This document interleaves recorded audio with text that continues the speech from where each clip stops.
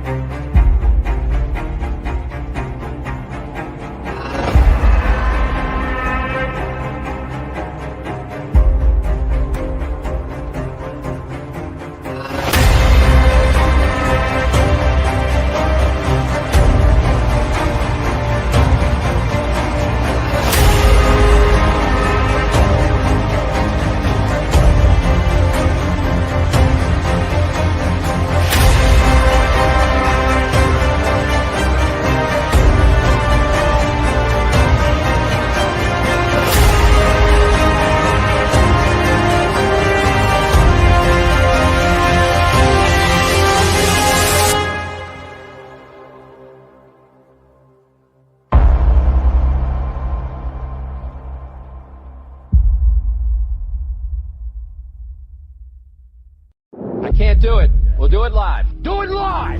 I'll write it and we'll do it live! Mister, will you please wake up, wake up, wake up, wake up, wake up?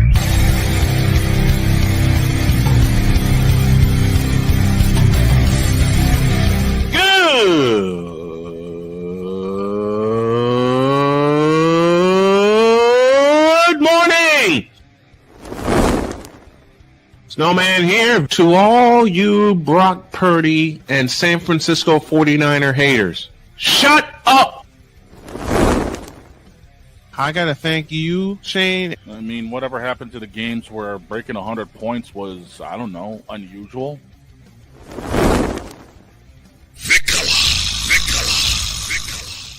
There was one word to sum up the All-Star weekend. Trays.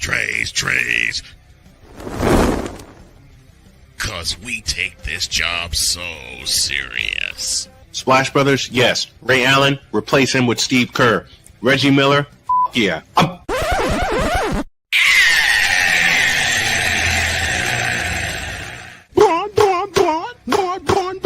What in the all types of blue hell?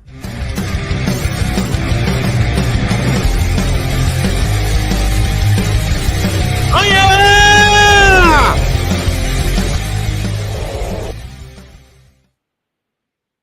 We're back, Hulkamaniacs. Good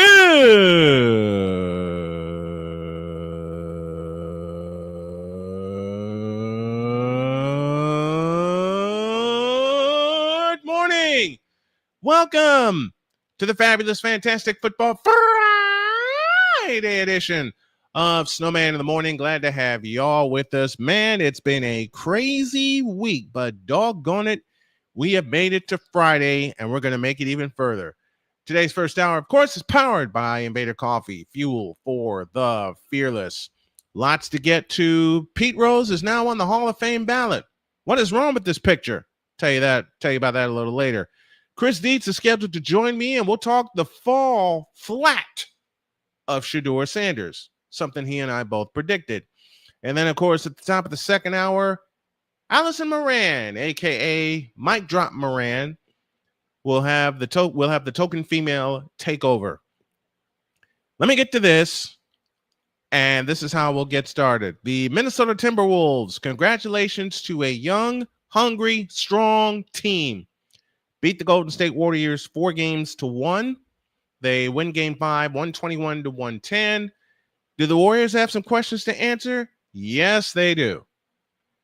But it's not the questions you think, because they're looking to make another title run next year. They weren't even supposed to be in the thing. If you would talk to a Warriors fan around February, right before the trade deadline when they landed Jimmy Butler, you would get the impression that they had no shot at the playoffs. And not only that, they had to go through the play-in round where they blew out Memphis, win a full 7 games with the Rockets, and then 5 tough, grueling games with Minnesota, where they actually stole game 1 in the Target Center. all it did for the Wolves is wake them up and piss them off. All it did was wake them up and piss them off, and they imposed their will on the inside. See, the Warriors love to work from the outside in, especially with Steph Curry on the floor. But once they lost Steph Curry to a horrible injury, that was essentially the series. Because then you force the Warriors to go inside out, and they just didn't have enough pieces. They just weren't strong enough. I expect them to try to solve that for next year, but the Warriors have nothing to hang their heads about.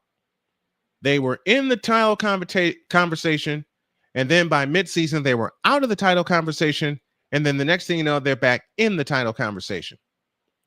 And they forever will be as long as Steph Curry is there. They have a few pieces to fill because they had a very thin bench. Very thin. Meanwhile, my kudos and my flowers go to the Minnesota Timberwolves, who are back in the Western Conference Finals for the second consecutive year, awaiting the winner of the Denver Nuggets Oklahoma City series, and I pray to God it's the Denver Nuggets. Ant-Man, you got your flowers from me, bro. You have grown up in front of me, and I appreciate that. I appreciate you proving me wrong. I appreciate any athlete or any team that can prove me wrong. I had a stance that Minnesota didn't stand a chance in this series, and they shut me up. I will gladly say that. I ate so much crow the last 4 days, it's not even funny. Granted, the crow came in the form of a couple of burgers, some fettuccine, some baked ziti that I had this morning, because I'm going to eat crow all the way to October. All right. But in all seriousness, this Minnesota Timberwolves team means business. And I love that. They've had 2 shots at the Western Conference Final, once in 2004 and then last year. And they failed both times. Depending on who they see in the Western Conference Finals, I'd love to see them get through to the World Championship Series. And yes, I'm old. I still call it the World Championship Series. I still call it the World Championship Series. But as far as Steph Curry and the Warriors go, you know what? And I'll say it again. They have nothing to hang their heads about. Not a thing. That's our opening for today. And speaking of opening, that, my friends, as far as the Warriors go and the NBA playoffs and the Western Conference playoffs, that's Snowman's take. What is yours?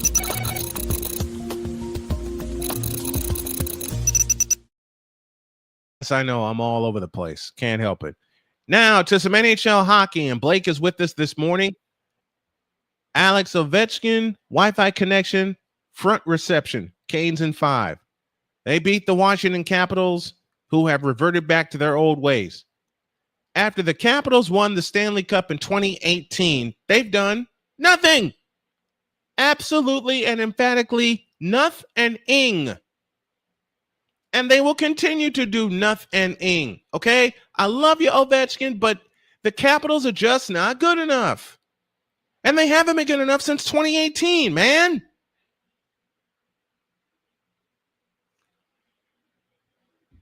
Which makes you wonder, as far as the Capitals go, are they ever going to be Stanley Cup competitive again? Are they ever going to be competitive, Stanley Cup competitive again? Because they beat the Vegas Golden Knights to win their only cup in 2018, and that was a 5-game conquest. All right, but when you go up against teams like Carolina, who is the most complete team in the state of North Carolina right now, thank you, Jay Spivey, for that, and it's the truth. And I know there'll be certain people that won't have the nerve to talk hockey, but skip them. We will. And speaking of teams pushing through, how about the Edmonton Oilers beating Vegas on the road for a second time in that Western Conference semifinal series, and they win the series 4-1, and they win game 5 by a count of 1-0. It took overtime for them to decide it. I think the Oilers right now are the Stanley Cup favorites because no one expected them to get this far. I don't care what happens with the Jets and the Stars. I'm looking at the Edmonton Oilers. And when the Jet-Stars series is decided, I know I flirted with the idea of doing hockey so many times before. Never just got up the nerve to do it. But I will say this. Once the conference finals begin, I'm on it. And I'm looking at everybody. I'm looking into this camera and I'm saying to everybody, I am enhancing our hockey coverage on Snowman Multimedia. All right?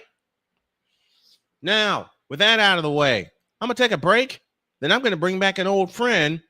And I hate to be the guy, or we hate to be the guys that tell you, we told you so, but we told you so. We'll explain when y'all get back in the deuce.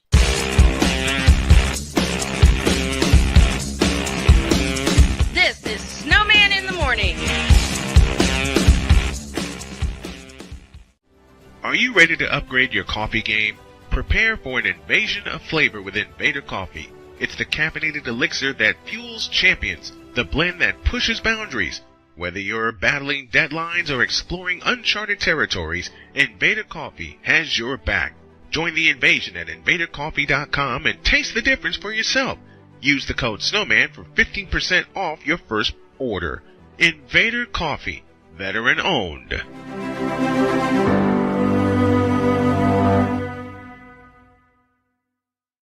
Join the transporter to Hades. Your butt and gut becomes one. Join the reformer of hooker whores. This is my daughter, Placenta Booty Johnson. Join the bronze god. Whenever you are in distress, take off your baseball cap and throw it in the air. Join your very own superhero of broadcasting, Chris Bass. So whatever color crayon they get, they palm it and do 2 circles, and that translates to, I can beat up black people. As he takes you through the week's paces in Baseline. Live every Saturday at 8 a.m. Eastern, 7 a.m. Central, Pacific Time Zone people, just stay asleep when this is on live and just catch the recording. Oh, I'm sorry. Exclusively on the Chris Bass YouTube channel.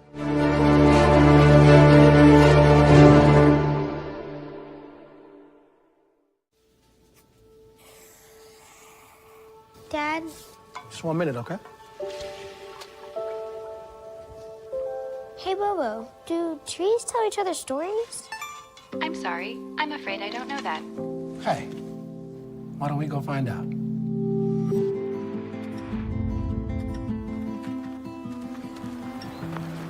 Listen. Do clouds take naps?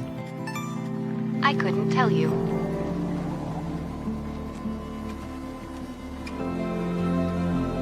Can birds draw pictures? I don't have an answer for that. Dad, do stars visit their friends? Look!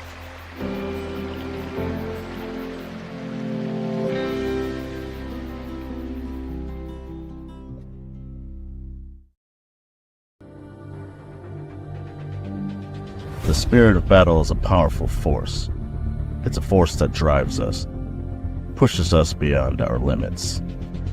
It's a fire in our hearts that fuels our determination, our commitment, our strive for greatness.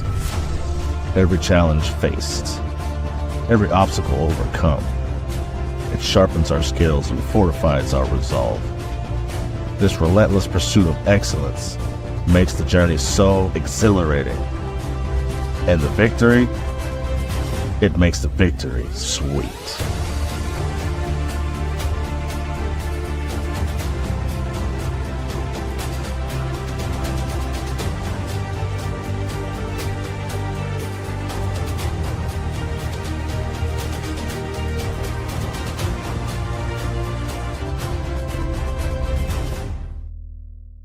Hey everybody, Snowman here. Looking for the best way to experience live events? Well, SeatGeek has you covered.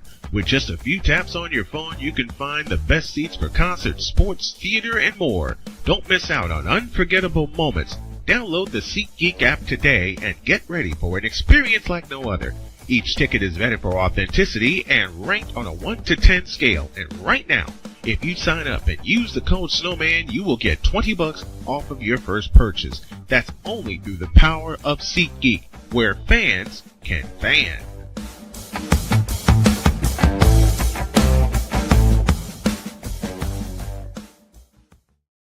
Mister, how do you operate this Twitter thing or this Instagram thing or whatever the heck? You're supposed to know all this stuff. Anyway, welcome back to the show. It's the fabulous Friday edition of Snowman in the Morning. We are here with you, and we're glad to be with you. Allison Moran will drop in at the top of the 12 o'clock hour. Full hour of WNBA talk as we get you ready for the new season. We'll let you know contenders, pretenders, MVP candidates, the whole gamut. Does she have a script? No. Does she have a couple of notes? Yep. Does she have about a full hour? Yep. It'll be at the top of the hour.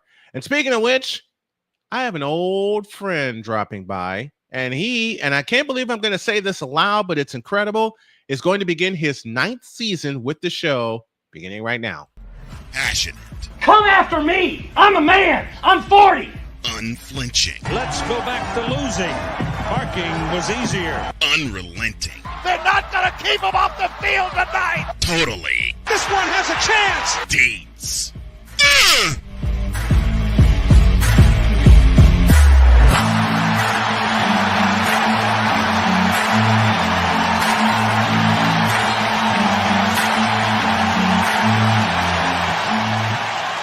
That's not just a murmur. That's a full-blown fibrillation.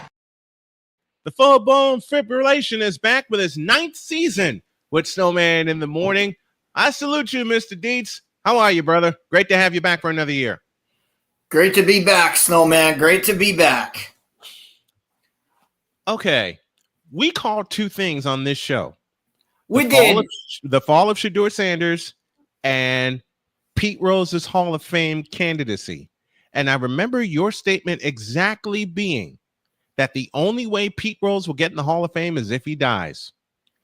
Well, what did we find out this week? Well, before we dive into both of those, let me just get comfortable for a second here.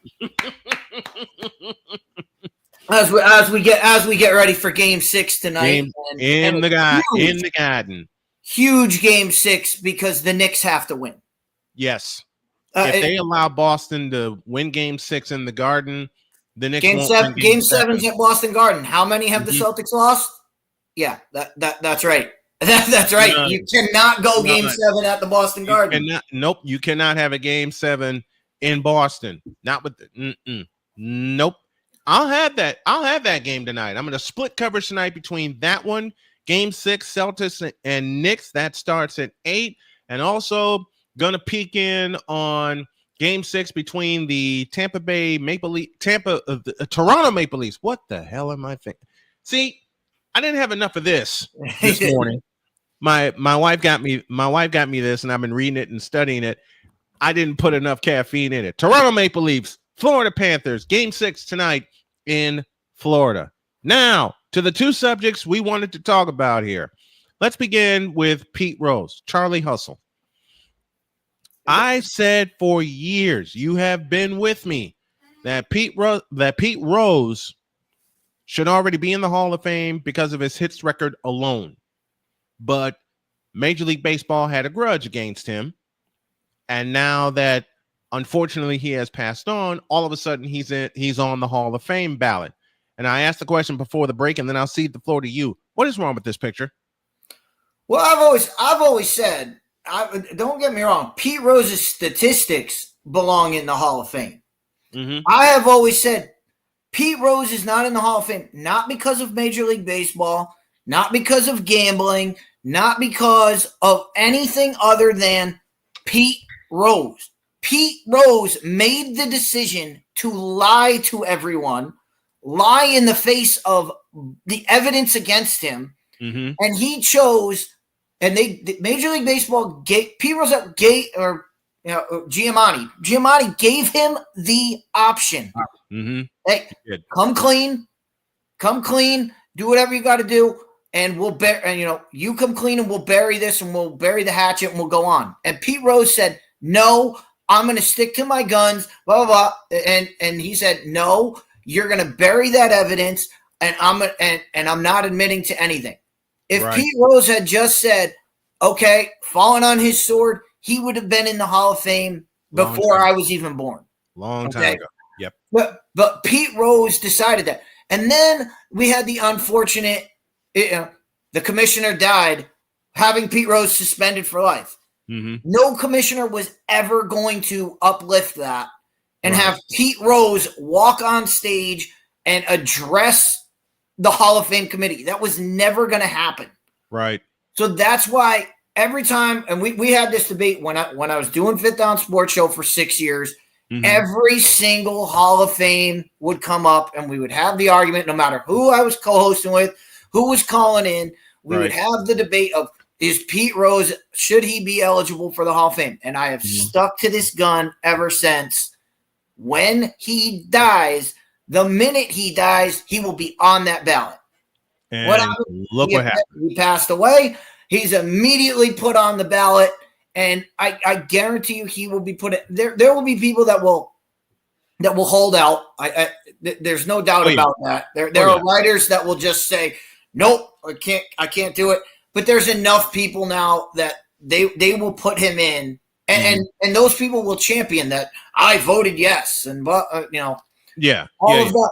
But none of that matters. What matters is this is how this. What matters is the cause of this.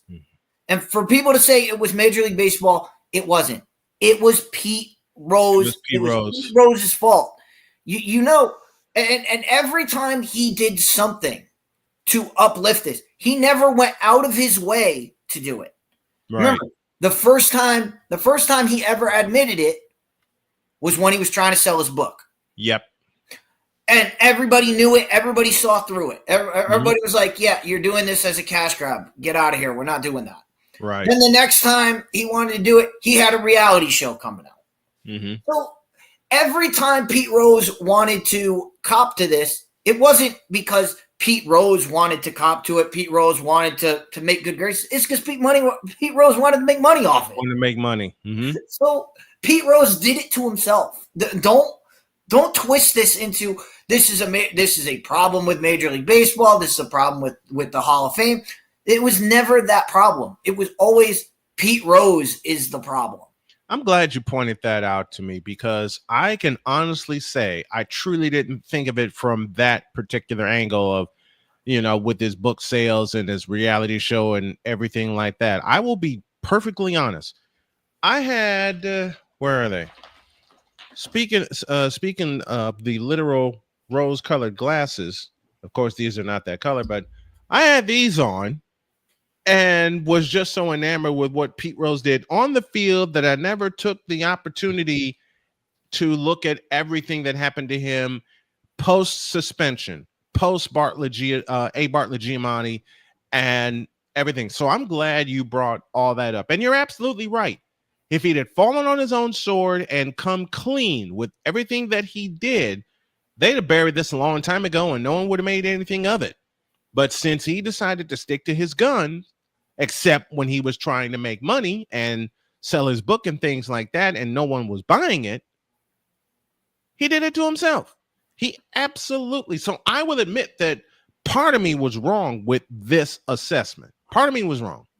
And I read an article. Well, I didn't read the article. I just read the headlines and the first blurb because I was, while I was at the store looking at the paper.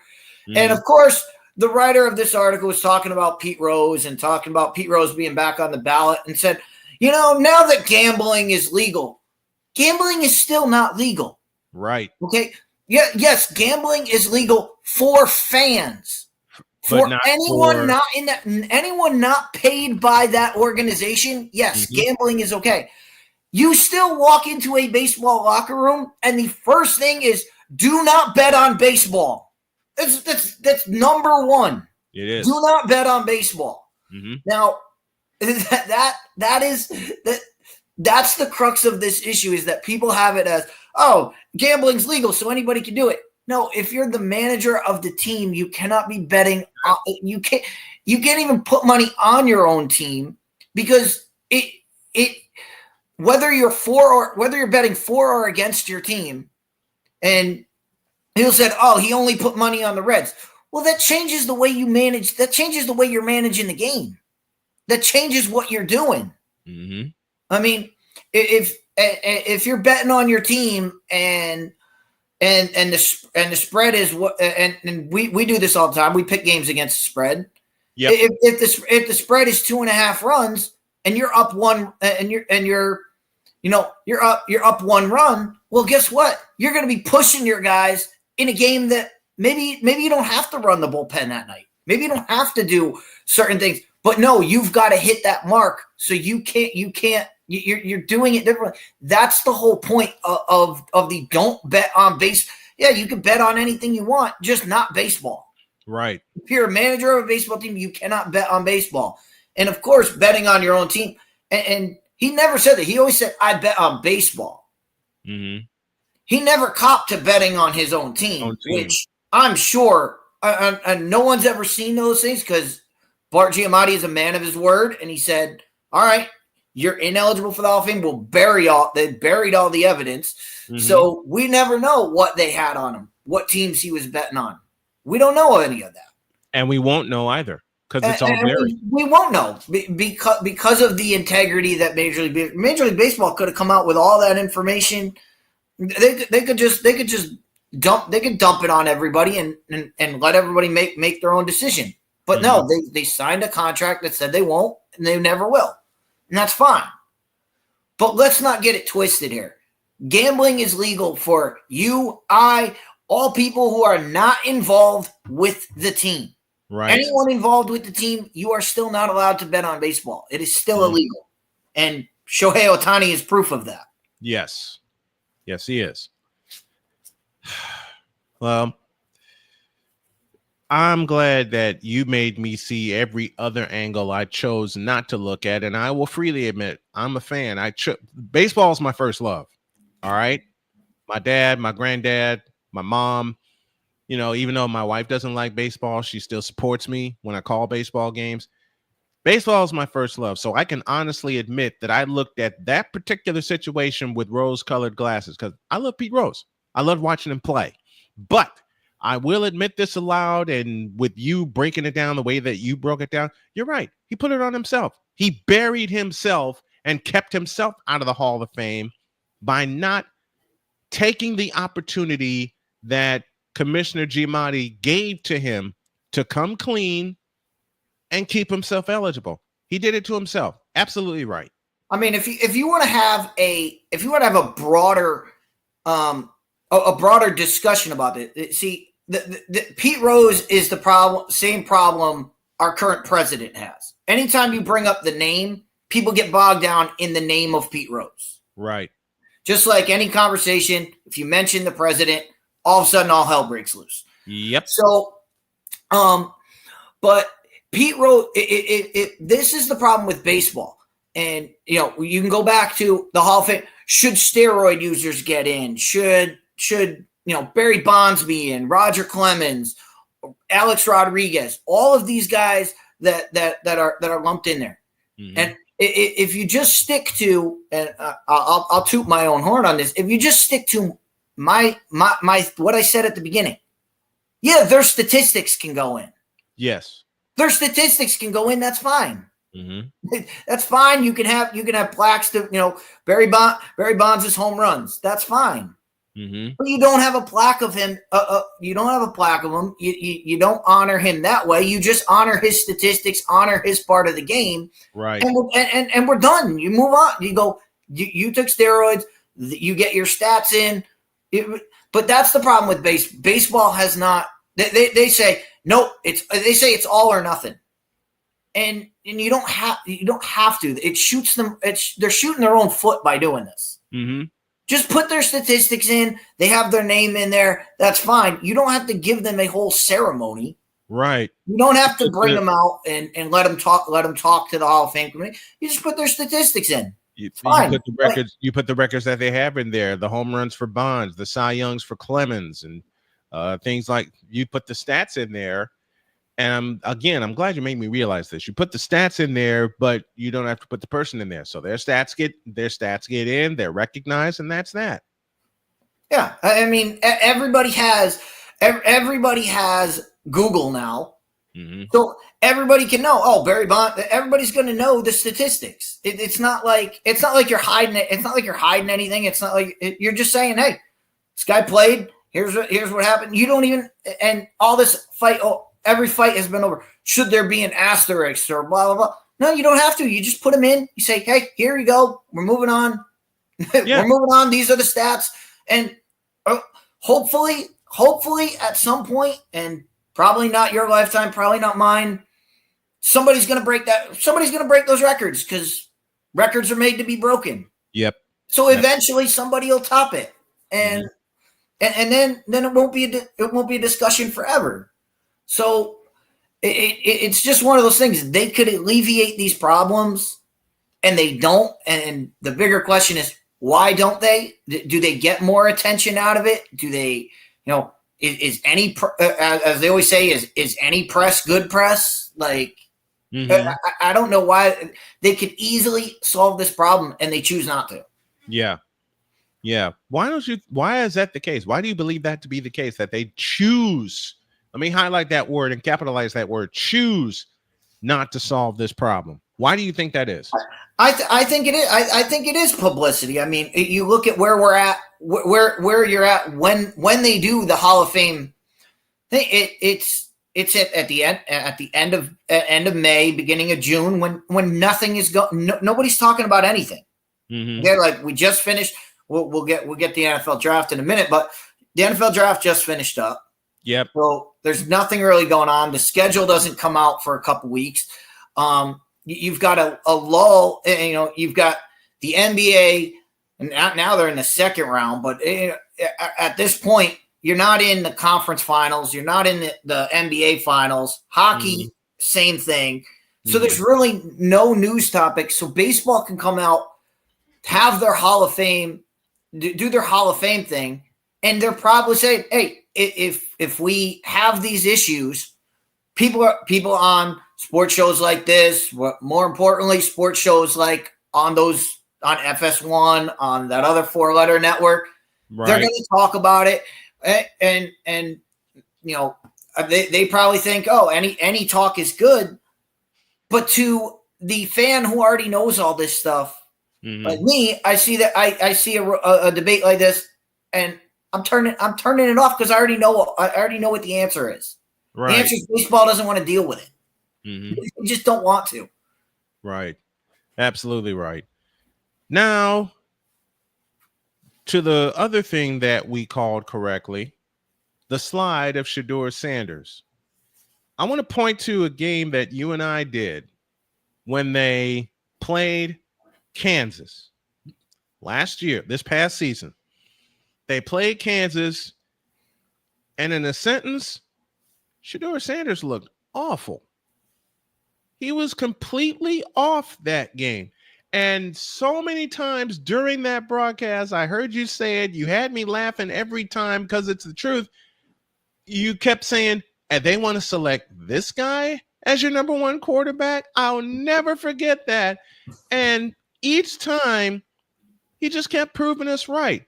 Let me go back a year prior in a game against Colorado State, where they had to rescue that game in double overtime. And what happened 2 weeks later? They get smacked down by Oregon. Their last year in the Pac-12.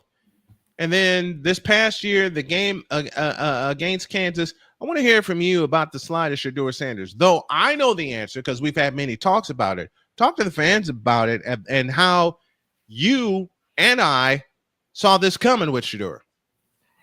Well, it was only a slide to those that missed, and I will say this, the greatest segment in radio history, which was week 3 on this program, week 3 of the college football season. Yep. And it's too bad Droid's not here. It's too bad Droid's not here to remember. But and I remember I did my research. I was looking for that clip. I was looking for the clip where we talked about Shedeur Sanders. And I didn't realize it was in the same episode where I dropped Kansas is shooting 3-pointers instead of scoring touchdowns. I didn't realize it was the same one. But to even better, Victor asked me in the first minute of that segment, he asked me about Shedeur Sanders. And I said, yeah, if you take him after the 3rd round, sure. You're good. Yep. And then the whole season played out. I never got off that. I said, yeah, he's 3rd round or later. So I wasn't shocked when nobody was taking him. But what I was shocked about was the coverage of it was, oh my God, he's fallen. He's going to, I'm like, he's just getting taken where he should be taken. Because he's a project. He's a project in the making. Mm-hmm. He's a guy that has to sit there. He's a guy that has to watch a quarterback play. Mm-hmm. And he might even be in the best spot right now because he's not under, he's not under a guy who does everything right. Right. He could have a coach in his ear when Deshaun Watson makes a mistake going, Did you see the mistake that he just made? Yep. Don't make the same mistakes when you're out there. He's in a spot where he can watch a guy make the same mistakes he makes and learn from them. Now, can he learn from them? I don't know. I've always said this. Shedeur has all the tools. He has all the tools to be a good quarterback. The problem is he makes terrible decisions. His decision making is awful. Thank you for saying that. The big dog is with us, and dog, you and I have said the same. All 3 of us. Anyone who has watched this show for the 2024 college football season, we said the same thing every week when I got hounded. Okay, Deets, you've seen it. Dog, you've seen it. I got hounded about Shedeur Sanders when I said 3rd round at best, and I included the words at best. Yeah, his decision-making skills are complete shit. Let's be real about it. Absolutely. He's the reason why they had so many turnovers towards the end of the season. He crumbles under the pressure. I want to go back. Let me go back again. Actually, I won't even have to point out the Oregon game. There's another game that I want to point out which told me everything I needed to know about Shedeur Sanders. And it's not Colorado State 2023. It's 2024 against Stanford. Yes. When they led that game 29-0, and Shedeur Sanders was rolling. Now, I had everyone, even during parts of that 29-0 lead, he made mistakes. He held on to the ball too long, didn't shuffle his feet in the pocket, didn't move around in the pocket very well. But everyone that listened to me that night was coming to me saying, you might be right about Shedeur. And then there were some that kept saying there's a whole second half to play and he can really pile on the numbers. Never piled on the numbers, did he? What happened was in the second half, he got sacked 6 times. In the second half alone, he got sacked 6 times, 8 for the game, and they allowed Stanford to come all the way back from 29-0 in their own house and beat them in double overtime. It took double overtime for Shedeur to get to 300 yards. Yeah, I said this before the draft. I said this going into the draft, and so many people take it whichever way you want. I said it. He's Dak Prescott. That's who he is. Has all the tools, makes terrible decisions. And where did Dak Prescott go? Dak Prescott got drafted in the 3rd round. That's why I always said he was 3rd round at best. He was 3rd round at best. He wasn't going to get any higher than that. And for people to overreact about, oh my God, he's falling. I was like, if it depends on who you were believing. If you were believing what you were seeing, yeah, you weren't shocked. If you were believing what you were hearing, because hearing. Everybody wanted to put him on some kind of pedestal, and we never got it. But nope. Again, proven right, and I was just shocked it was the same segment. But another thing about the draft, and this is one point, and it bolsters this program. It bolsters the Brian Snow show that I did with you, Brian, when we had the Colts beat writer on, Matt Taylor. Yes. We had, and it was right after the draft where the Colts took Anthony Richardson. And he said, you asked him, how was practice today? And he said, yeah, Anthony Richardson completed some passes. And you were going to move on to the next segment. And I stopped him dead in his tracks and said, hold on, breaking news. And I'm glad he actually completed a pass. And I'm glad he's a professional. And he was about to laugh. But he's a professional, and he was like, I can't even. He wanted to laugh. He wanted to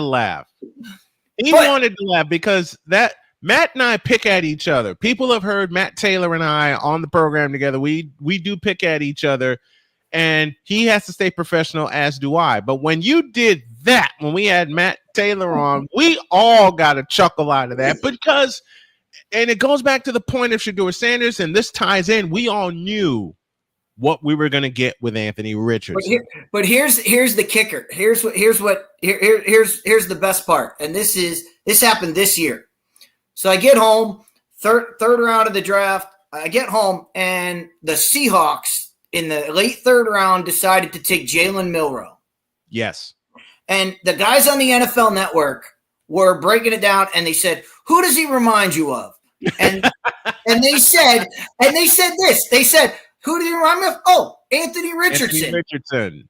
And this was the dead quote from the guy. He said, "Yeah, he reminds me of Anthony Richardson.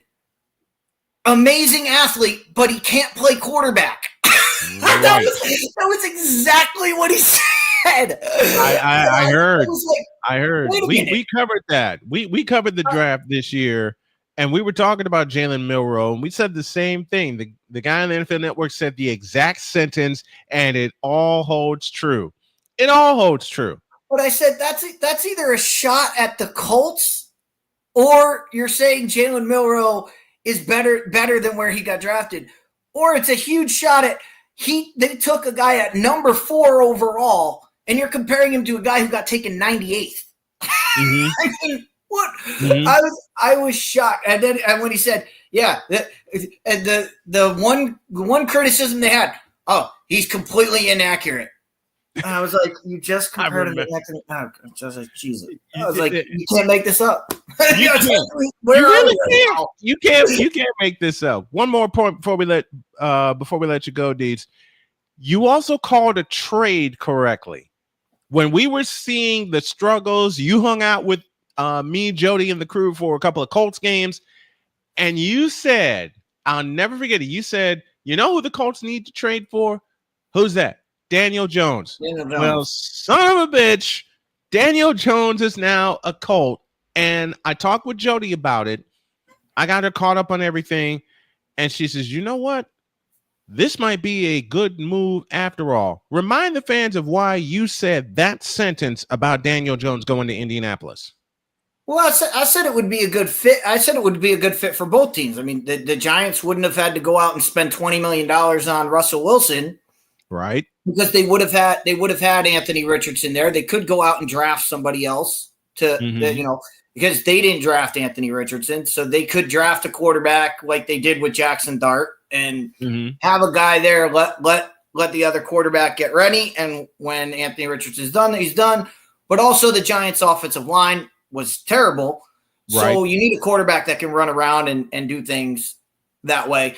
But for the Colts, Daniel Jones, we've seen what Daniel Jones can do when he's got a competent running game, when he's got a competent offensive line, when he's got the other pieces around him, which the Colts do.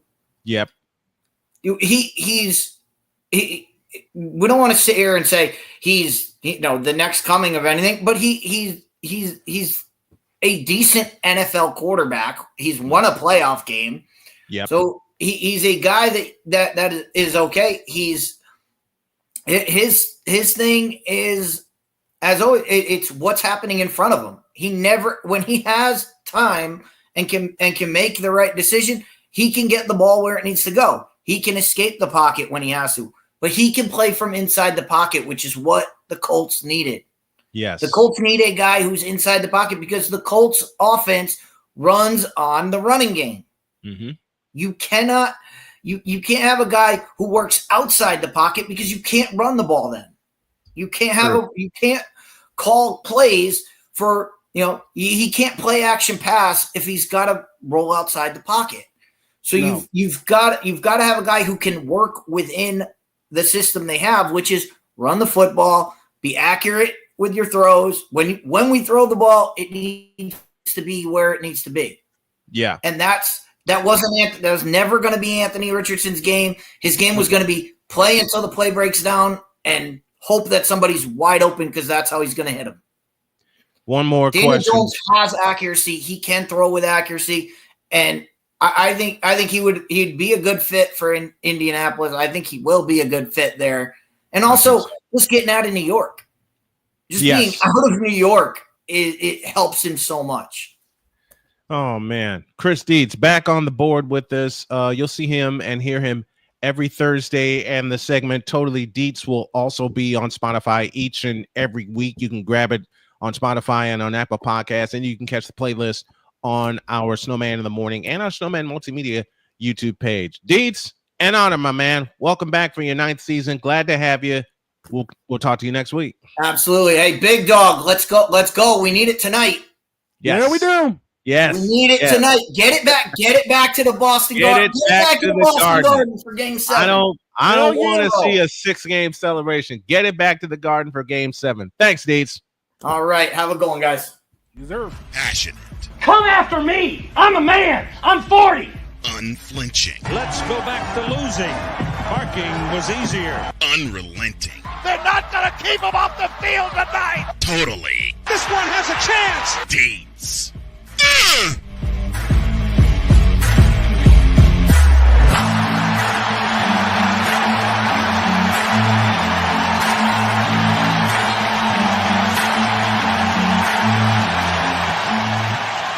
That's not just a murmur, that's a full-blown fibrillation.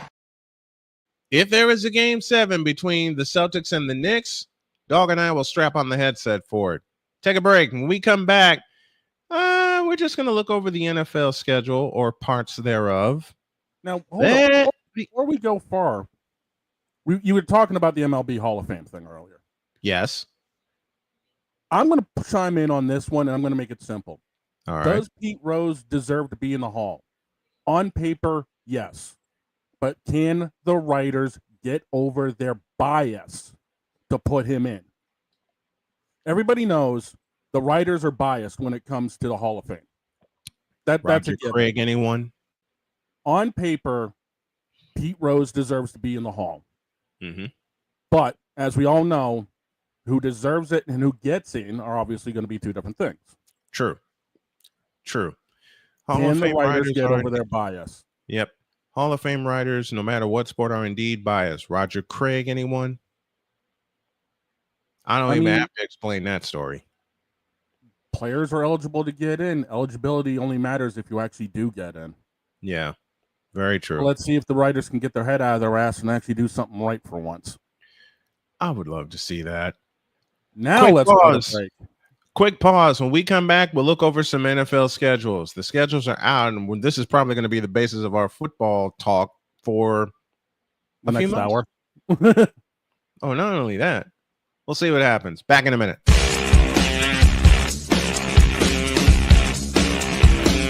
This is Snowman in the Morning.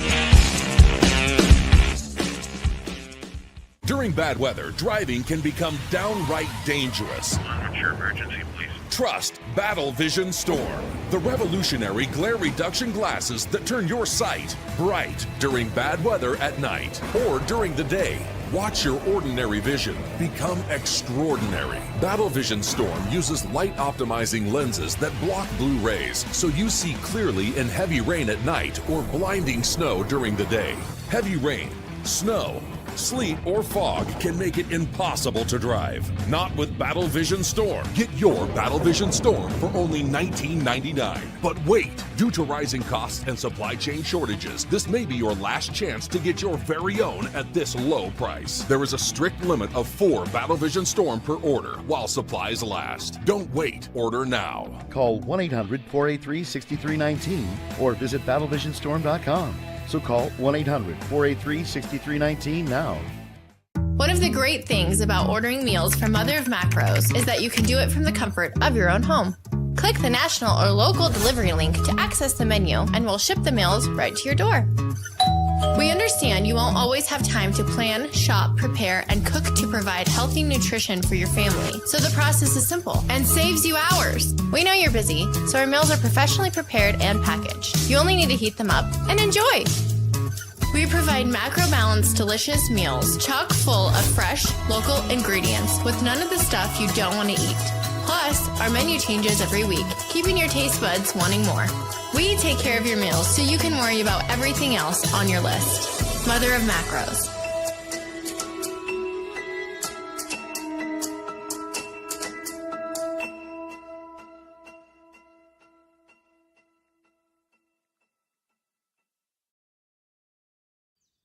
Jason, let's go see your room.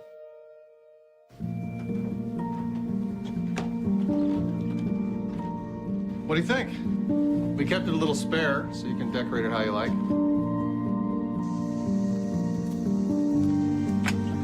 Dinner! Go? Excellent. Soccer is fun. Yeah, I saw you guys out there.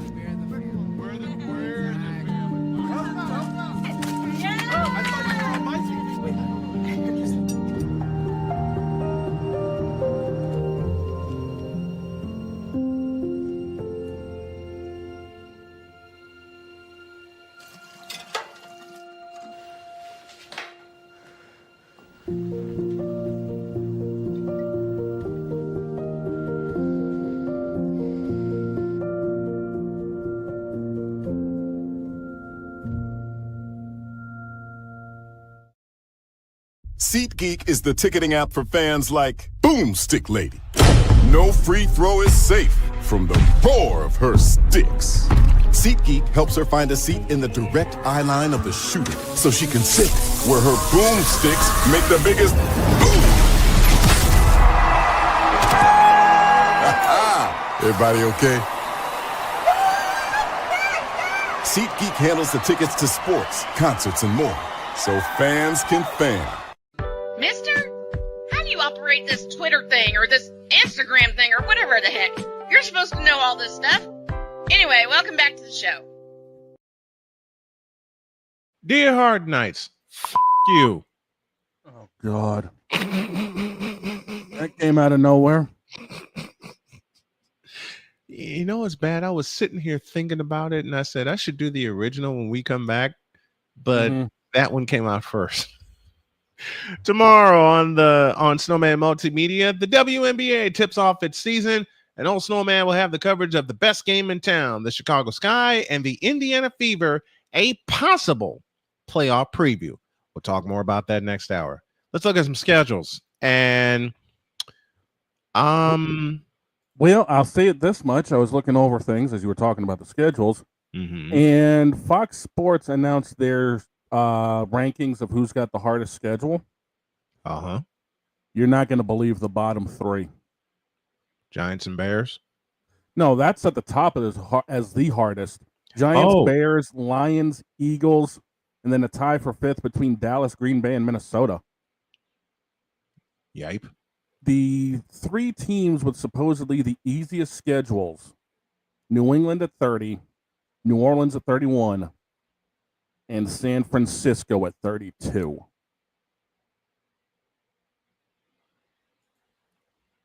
Off. Well, we do have to play some bottom feeder teams. You do. Okay, so don't New England. All right, so looking at New England's schedule, they start things off on September 7th with the Raiders. Yep. And it should be in Oakland, damn it. Well, it's going to be kicked off in New England. Well, I'm saying the Raiders should be in Oakland. Yeah, I hear you. Then they go to Miami. Of course, I get a phone call at this point. I've been busy today. I'll be right back. All right. Then they go to Miami, host Pittsburgh, host Carolina, at Buffalo, at New Orleans, and at Tennessee. So they're on the road for 3 in a row before they don't even see a bye until week 14. That's the same with the 49ers. I think Droid's with us now. What's up, Droid? Ovi, Bon Jovi, Nacho Mahomie, Canes in 5. Who started that trend anyway? Because I totally missed it. Who started? So it was one day on Snowman in the morning. Because this is back when we got Parker White on, and you know we talked about Shannon Sharp, right? And we were like, oh, how does he come up with these? And then we started thinking of some. We were like, all right, what's a good one? You gotta think of a player name. Because his common one is like Luke Dort, like Lou Dort, like is it bad? But stop! You made me spit up my coffee. Dang it! Go ahead. Sound like you got a cold, man. It's just the pollen. It's been high over here. Okay. Yeah, wife goes through the same thing here. But how does the NFL schedule makers allow you to have a average schedule win rate of under 500? I have no idea. I do not know. I don't know. Your average opponent win rate, I think, is like 0.47 or 417. Okay, 41%. You good? I'm good. It was just landlord handling a couple things. Okay. Looking back at the Patriots schedule, y'all don't see a bye until week 14. Yeah, that's gonna be tough. Who? Listen, we don't get a bye. Who the hell trolled this schedule? You know the answer to that, so don't go sounding stupid asking that question. Do I sound like a damn bronzexual to you, dumbass? Oh, I'm sorry. You're still touchy after your Bruins traded away Marchand. That's my bad. Fuck off. No, he's still touchy from 2013. Shut up! What they say? What they say? Know damn well what you say. I Now didn't say shut anything. up. No, I didn't say Damn well anything. what you say. I know damn well what I said. I said 2013, and you get you sprout fur on me. What's up with that? You're fired. No, I'm not. I created this shit.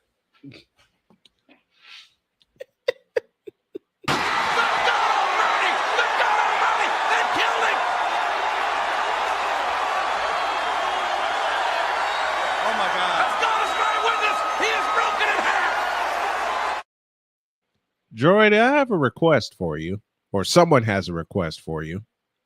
Who is it? It's Blake. He says, quote, let me and Shane call Canes Panthers if it happens. Close quote. Oh, Lord. Oh, by the way, what he said, Alex Ovechkin, Wi-Fi connection, front reception, Canes in 5. Well, Canes won in 5 games. Back to back, we've jokingly said Canes in 5, and they've done it in 5. Mm-hmm. Right. Back to the schedules we're looking at. This is stupid. I'm looking at this. Why right are the now. Chargers and the Chiefs opening in freaking Brazil? They want Mahomes to get shot in the leg. Oh my leg! Oh my leg! Oh my leg! Oh my leg! Oh my leg! Oh my leg! Oh my leg! Shut up! They also think Rashee Rice could be able to survive down there, considering how much of a crash out he. Oh my gosh!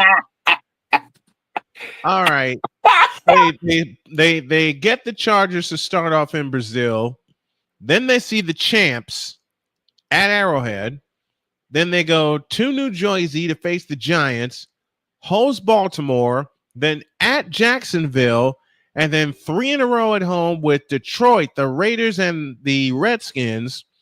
Then I am probably going to see if I can go to that Redskins game. October 27th, that's a Monday night game. Monday night? I usually have Mondays off. If you go there, you better take some pictures. My phone doesn't freeze like last time. Right. Fair enough.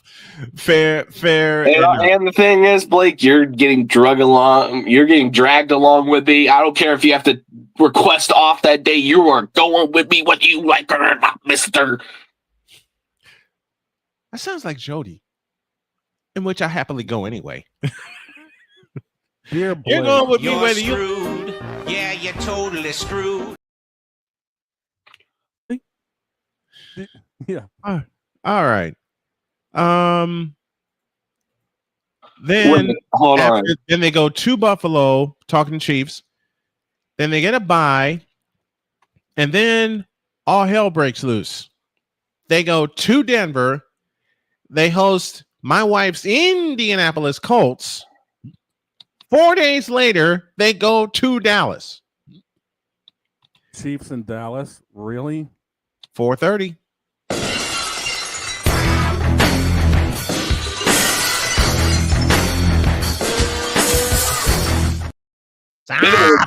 Been a minute since we pulled that out. Listen, Deb's not here, and nor is my wife, all right? No anarchy games yet. But I do have a request. I want the Chiefs to beat the ever-loving out of the Cowboys. So with that in mind, they host Houston on December 7th. Then they host the Chargers at Tennessee, host Denver, and then at Oakland to finish the season. And they're waiting the last week of the season. They're waiting to announce all the times because they're thinking playoff schedules and things like that. Well, let's remember that they can start flexing games as soon as week 5. Okay, so can we flex all the Cowboys games to noon? No, because Thanksgiving happens. And I know this is going off of our topic of football, but listen, Blake, Taylor Hall, John Wall, you could throw Logan Paul. Panthers are winning in 6. They better. Hey, Pistols is with us. Good morning to you, or afternoon in this case. Here's the Sunday Night Football schedule, and I'm pledging to do Sunday Night Football this year, all of them. Even with my coverage of the 49ers and the Colts. Week 1 starts in Minnesota. The hell am I thinking? Then I get Chiefs Giants in week 2. Week 3, I'm taking a nap. Why, you ask? Green Bay and Dallas. Okay. I wanted to ask, realistically, who do you think is going to start for the Giants? Do you really think they're going to start Mr. Unlimited? Man, Mr. Unlimited won't make it to week 1. Jackson Dart should get the keys right now. All right. I will strongly disagree. Who cares? I say Jackson Dart gets the keys. Because then you're just going to have another Justin Fields.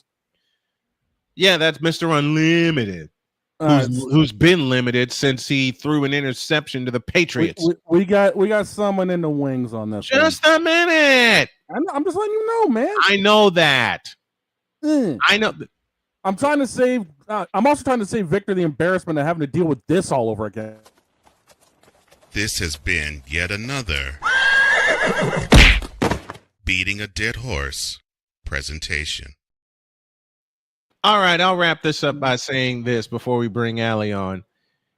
First of all, the Cowboys are going 0-15-2.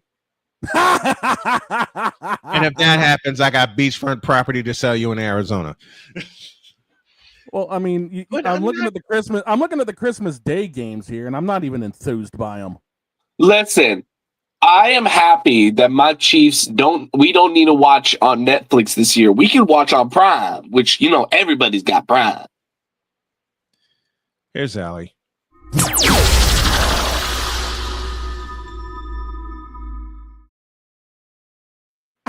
Allison Moran is with us. How are you, my dear? You're muted. You're muted on. Allie, we can't hear you. Damn. There you go. Hey! There she is. Oh, hi everybody. It's a Friday. You know, we're all tired from the week.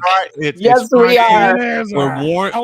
It's Friday. We're worn out. We're right at the end of we're right at the finish line. And just when you get to the finish line, and Allie's heard me say this, it seems like the screen freezes just when you're about to reach across the finish line, and you're like, "Hey!" It ain't Friday without a hell of a lot of scuff.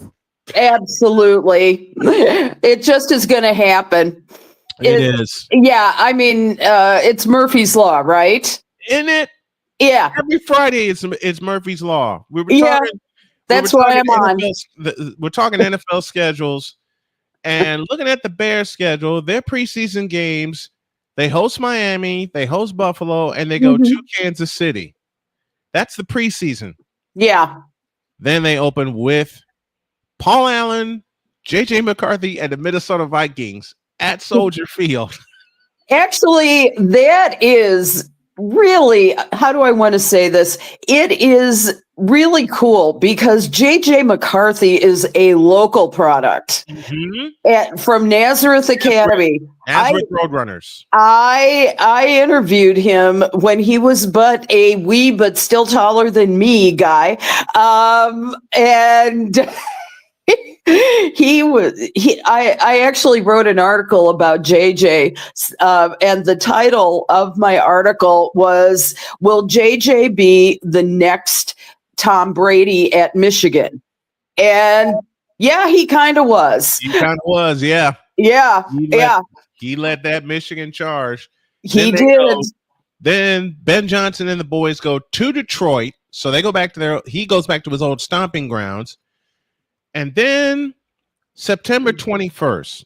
And I'm debating whether to do this game for two reasons. One, I see the Colts early. I see the Colts and the 49ers early. And two, y'all host the Cowboys. Yeah. If I can make a request to Droid, I can make it with Allie. Please beat the hell out of the Cowboys. Please. Because Shane, push that button again, please. Because I don't want to see this all year. This has been yet another Beating a Dead Horse presentation. I love horses. Oh God, those Cowboys! They know how to break your heart in the same ways that the Cubs used to be specializing in. You know, you mean the way my Red Sox are now, just finding new and inventive ways to lose games? Yeah, kind of like the way they were before 2004, right? And don't remind me. Listen, as far as the Cubs go, in '84 when they played the San Diego Padres, my whole family was in the living room watching. You had to go there. Watching Game 5. My dad looked at me and I looked at him, and he said, "Do we expect anything to happen?" I chose not to answer that question. I knew better. And then Game 5 happened, and I'm not going to say anymore. I've hated Steve Garvey ever since.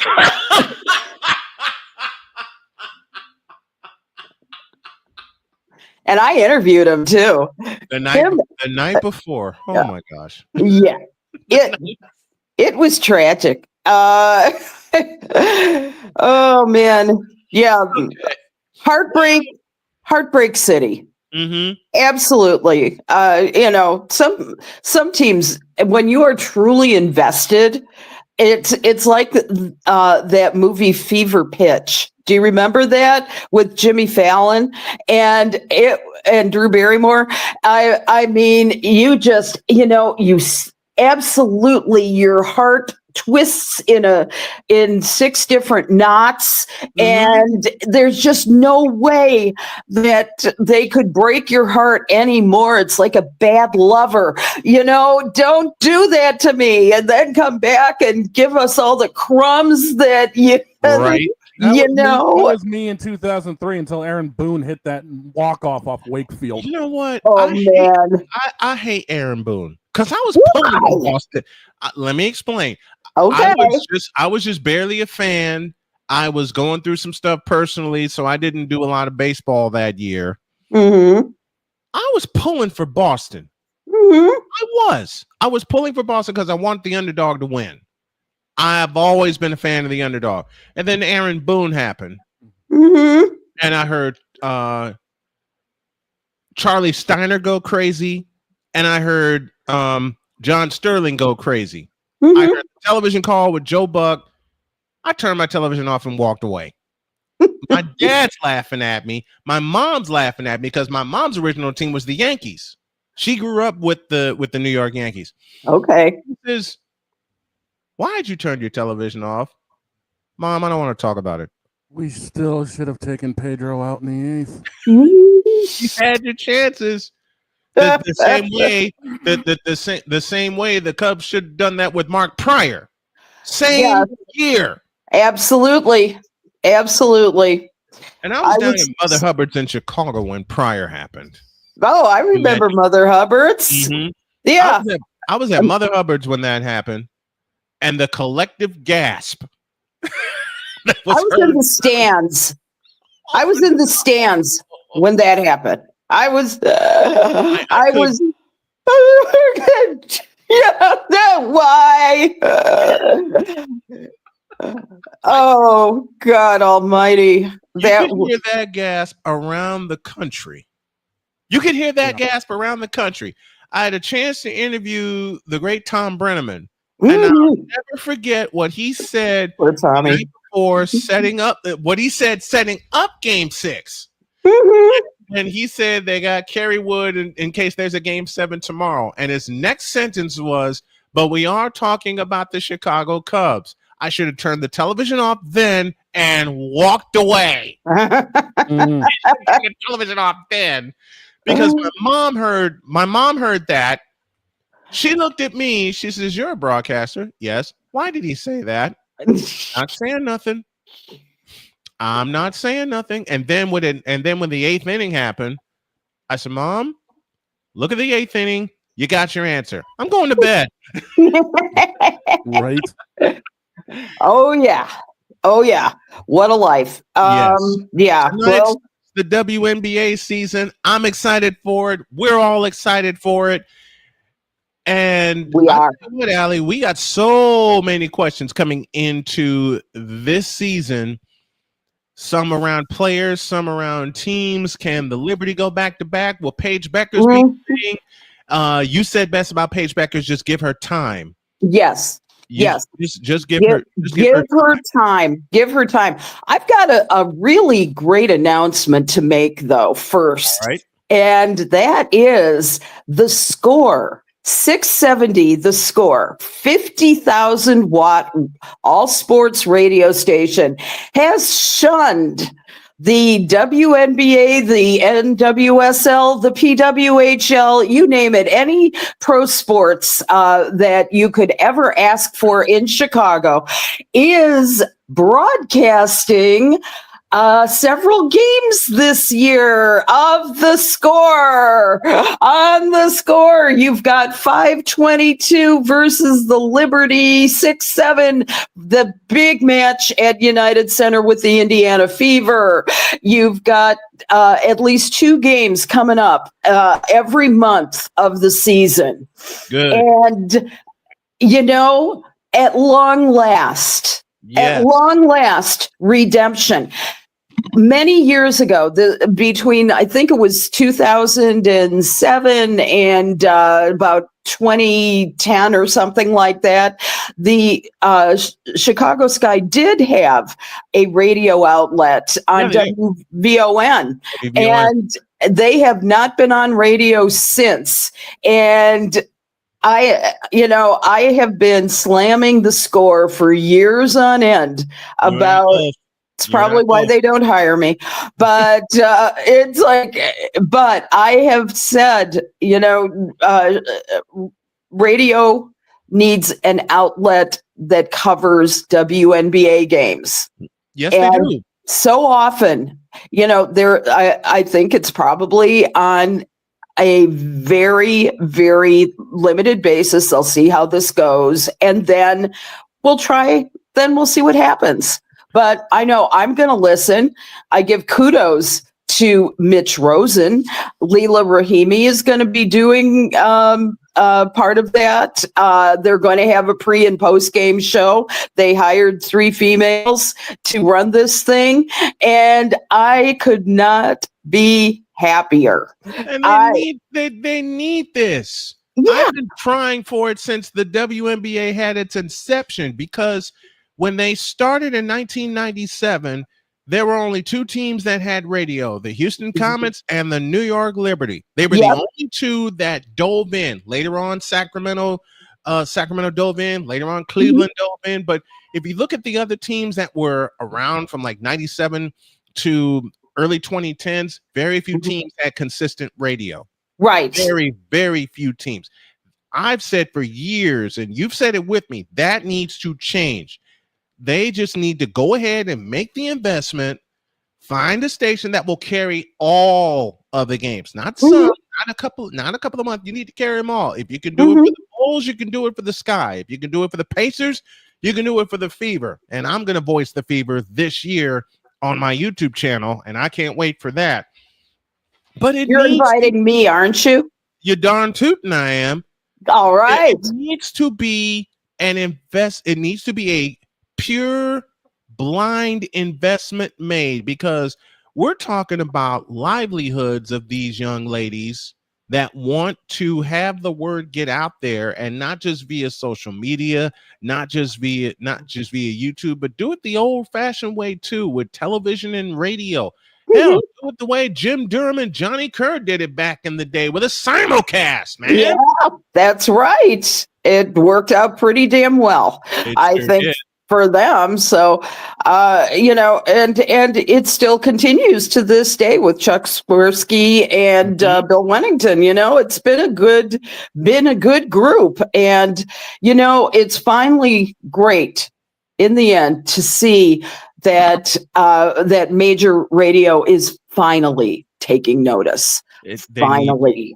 That just proves that we're in that moment. And I'm so excited that's going to happen this year. This is going to be a great season. It's starting off to be terrific. And interestingly enough, I just saw a survey of the WNBA GMs. Did you see this? I didn't see it. Okay. It was all over ESPN and stuff like that. But they asked the GMs 40 different questions about the best teams, players, coaches, off-season moves. General managers were not permitted to vote for their own team or personnel, and percentages were based on the pool of respondents to that particular question rather than all 13 GMs. So, want to hear how they responded? Yes, I do. Okay. Which team will win the 2025 WNBA Finals? Brian, what's your choice? I don't have one right now. I'm backing out of this one. Shame on you. Wow. You know why I'm backing away? Why? In the immortal words of Bugs Bunny, me and my big fat mouth. I'm staying out of it. No, because every year I get asked this. I love doing it. Y'all know I love doing it. Every year I get asked this question, and every time I lean one way instead of going the other way, like I did with Minnesota, and it should have been New York, pow, that happens. Nope. I'm letting this season fail in front of me. Throw a set of balls, Brian. But. There's the mic drop moment. There it is. The big butt.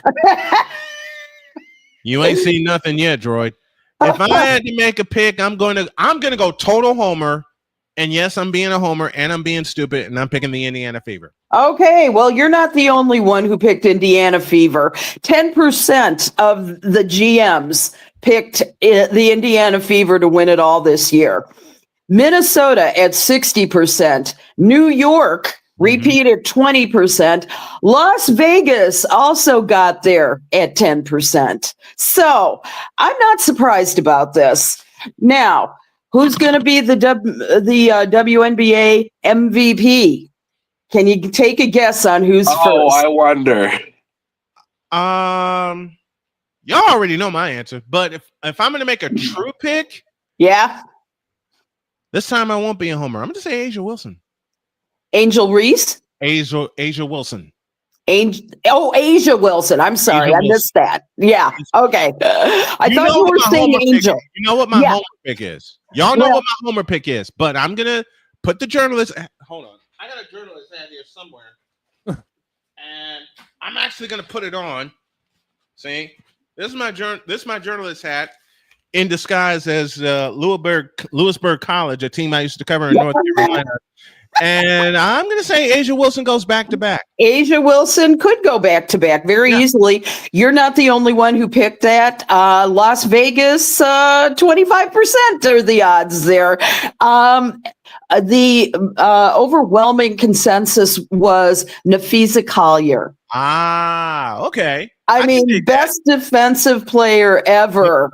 I mean, this woman, she can do it all. And she did Unrivaled last year. I mean, my God, what a woman. Her skills got so much sharper, especially defensively. She's going to be a dynamo. I can't wait to see her in action. Me too. 67% of the GMs agreed with you too. And 8% picked Caitlin Clark. So I wouldn't be surprised. It could go anyway. It can. Now, if you were starting a franchise today and could sign any player in the WNBA, who would it be? Ooh. Now, see, that's not fair. That's not a fair question. CC. I go okay. Everybody agrees with you. At least half the people voting agreed with you. 50%. Asia Wilson came in next at 33%. Also receiving votes, Nafisa again, and Dominique Malonga. There you go. Yeah. Okay. I can see that. I can see that. Yeah. And by the way, she's Seattle. So yeah, the poor, helpless, completely retooled Seattle in a post-Jewel Lloyd world. So this will be interesting. Let's see. Which player is most likely to have a breakout season? I can see Cunningham. Toss-up. Who? That's a Cunningham. toss-up. Who's that, Droid? Fever. Cunningham. Sophie Cunningham. Sophie Cunningham. It would be damn time for her. Mean, she's been a surprise. She's been underrated, and high expectations for a while there, but she could easily do something very, very nice. I could see it. I'll tell you, the number one was Satu Sabali at going for Phoenix this year. Yeah, 20%. But there were so many that got votes. They couldn't. There was just not enough percentages. Marina Mabry from Connecticut, Kelsey Plum.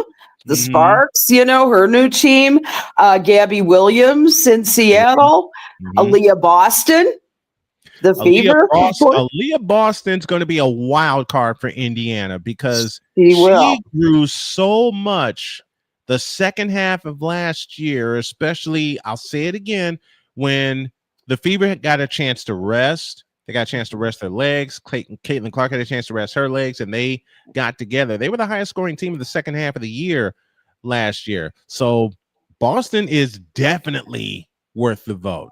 Oh, yeah. I'm looking forward. She's going to be a powerhouse. I'm sure of that. Now, which player acquisition will make the biggest impact? I'm just going to give you 3 here.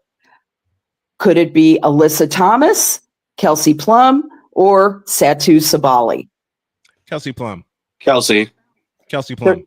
30% agree with you. Alyssa Thomas on the Mercury. They think it's going to be 50%. And you're going to like this question too. Okay. What will turn out to be the most underrated player acquisition? Good question. You just mentioned her. Kelsey Plum. Sophie Cunningham. Sophie Cunningham. Duh. 70%. Ariel Atkins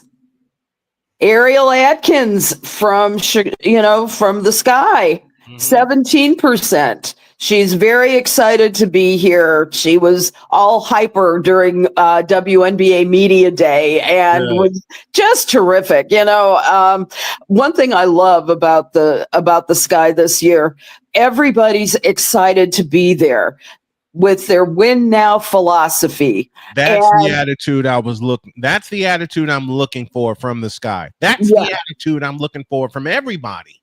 Well, in women's basketball. That's the attitude they need to have because it's so undercovered and underrated. That alone should give them that attitude. Yep. And we are going to hope and pray that what Tyler Marsh is building here is going to be exactly that. And I had such good conversations. Everybody's so excited to be here, and I love it. Everybody feels to me like they are really doing a turnaround from last year. They have done everything that they needed to do in order to make this season so much better. I could see them in the playoffs. I could see them maybe going deep. Can you feel that change? Because you went to Media Day. Can you feel that change among not just the players, but the players, the fans, the media, the media reps, all with the a family first mentality? Because we covered this guy together for many years, and we kept getting that vibe. That vibe hasn't been there since they won their championship in 2021. Are you starting to feel that vibe there again? Very much so. Yeah. They just want to put everything behind. They just want to, erase last year. Angel Reese is super excited about, she's looking forward to becoming much more of a playmaker this year. She's looking forward to doing more outside the rim. And I actually wanted to ask you what is Angel Reese mainly just trying to, I guess forget as if, last year never happened? I think so in a way.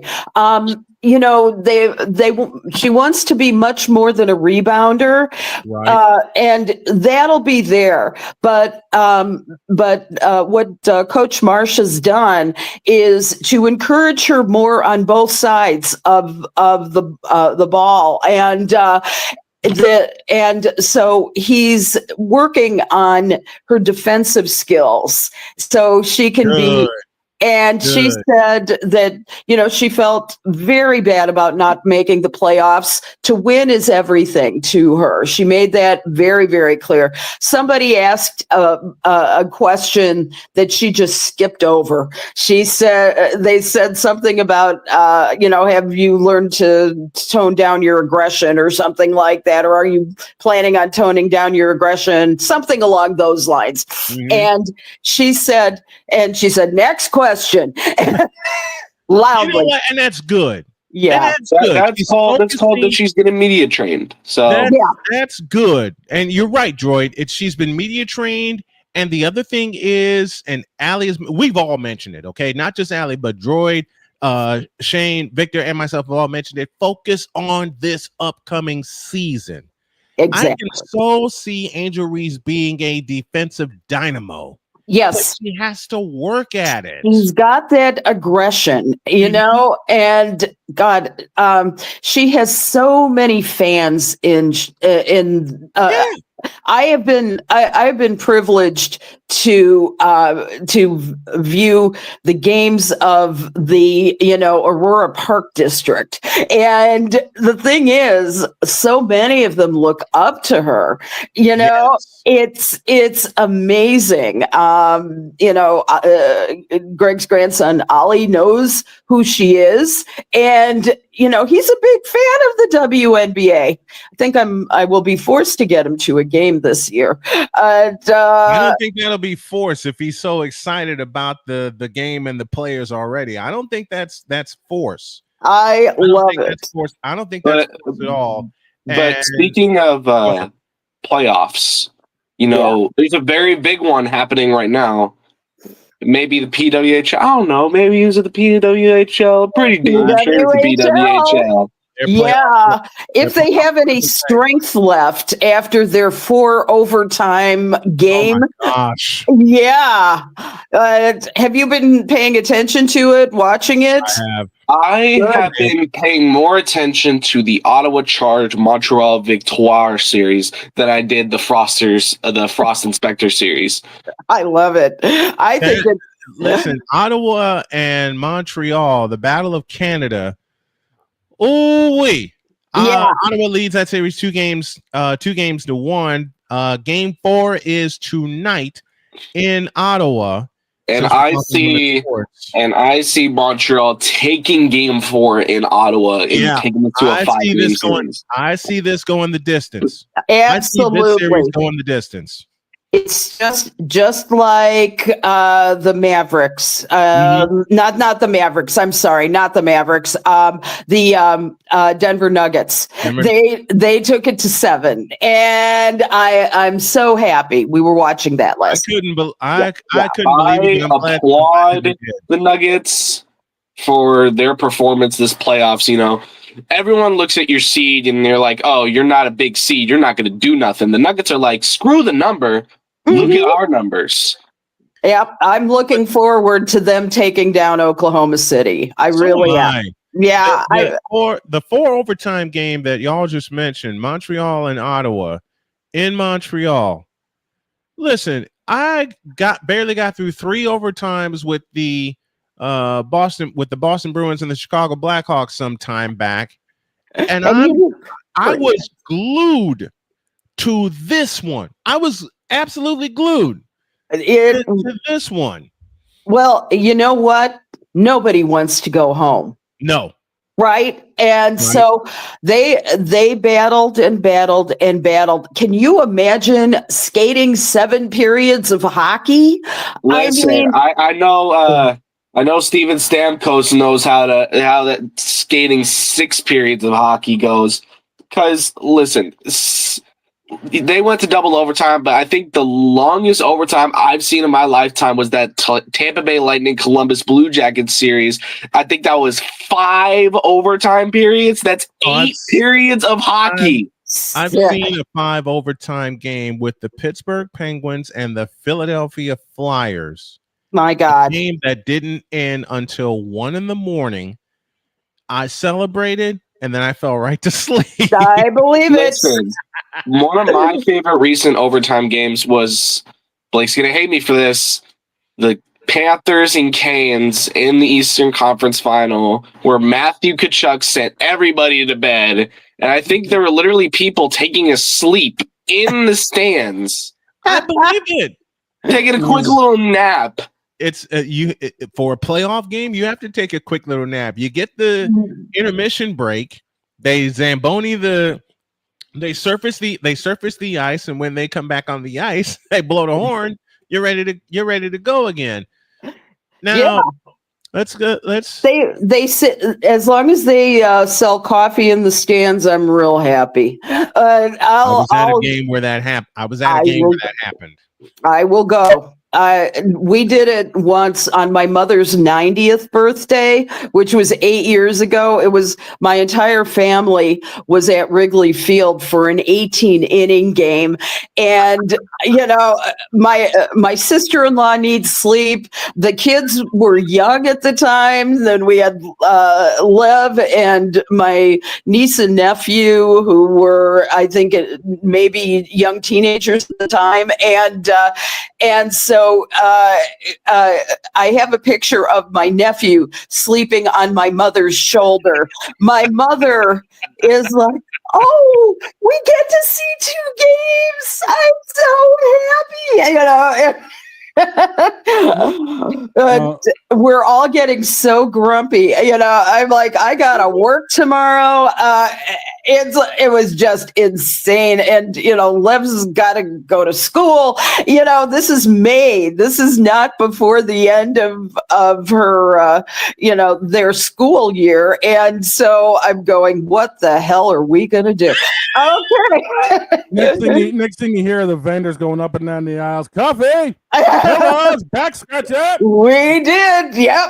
And I'm like, please, the longest game I ever called, I was with Roosevelt University of Chicago. We were playing University of St. Francis down in Joliet. Oh, yeah. And it was a doubleheader schedule. First game goes 7 innings, second game goes 9 innings. It got to the 9th inning of game 1. We were still tied 2 apiece. And I'm thinking, how long is this thing going to go? Then we get to the 10th inning. And in the middle of that 10th inning, I hear a squeak behind me because they were shaping up Silver Cross Field for their summer baseball season. Somebody had a squeegee. And in the middle of me saying, here's the pitch, I hear, oh, lovely on air. I turned around and went, what the hell is this? And then the guy just waved at me. Mark Farina and I were just sitting there cracking up. God. That game wound up going 13 innings. Wow. That's amazing. Who won? Roosevelt won 4-2. Oh, all right. Roosevelt Lakers won that game 4-2. I looked at Mark and he looked at me. He says, do you really want to do another 9-inning game? No. Then the word came up. This one's only going 7. If it's a 10-run deficit after 5, we're calling it after 5, and we're getting the heck up out of here. The coolest thing about that, one of the parents heard Mark and I mention on the air that we were hungry. And we were like, what are we going to do for food since this game's now going extra innings? I don't know. We'll figure it out when we get out of here. I step out for a minute and come back, and there's a big spread of Portillo's waiting for us. Oh, somebody ran and got Portillo's for us, and we had a big spread in the booth. And that was one of those times you didn't care about decorum. We were hungry. Yeah. Screw decorum. We're eating during the 6th. Yes. Chomp, chomp, chomp on the air. We met the parents that got the spread for us, and we thanked them, and we thanked all the parents for tuning in. And they said, well, did you think you'd make it 13 innings? No. Snowman, I don't need to remind you about droids and my longest day on the mic. Oh, I know. I was there. I was there with you. I wasn't. What day was it? Last year, Daytona 500. We end up calling both the 500 and the rain postponed. Oh my goodness! Oh, you asinine. I was like, what is he talking about? I was like, oh, Daytona. that one. How Daytona. How many days were you on the air then? Oh, roughly about 8.5 hours, give or take. That's not bad. The thing is, the first race went on long. The first race, it wasn't long. It was the second race, the Xfinity race. 300 miles turned into about what, 320-ish, 330-ish? God almighty. The only reason the Xfinity race went on was even late after the Cup race, because usually it's always before the Cup race. Yep. But this time it was after, because of some scheduling issues that happened Saturday. It rained, it poured. There was no way that race is going to happen, so they had to schedule it, and they kind of had scheduling conflicts for earlier in the day, so they had to do later in the day. And to think that was on a Monday as well. Yeah, it was a Monday. I had classes in the morning. I was not happy. Yeah. Our day, what was it? Our day started at like what? 2-ish in the afternoon. We started the broadcast at like 1:30 because we had like a 30-minute pre-race, like a little pre-race segment. You know, we were going down the line, going down the storyline. Shaner had his notebook out, you know, reading through the storylines and all that. Like always. About hour 3 of the broadcast, we're just about getting to the final stage. I think it's end of stage 2. I don't remember who won stage 2 though. I can't think of it off the top of my head either. That's crazy. Are we going to talk about women's sports again at some point? Yeah. Get back to it now. We totally veered off track. Absolutely. Android, it's your fault mentioning 4 overtimes in the PWHL. I love it. Yeah. Don't blame me. Let me stop kidding around. We love talking women's Allie, sports, listen, y'all. okay. I wanted to talk NWSL because you know I'm a current fan. I've been a current fan since their induction into the NWSL. I don't even remember when that was. It's been a minute. But when the Current became a team, and we heard they were going to be playing at CMP, I was like, okay, cool. This is great.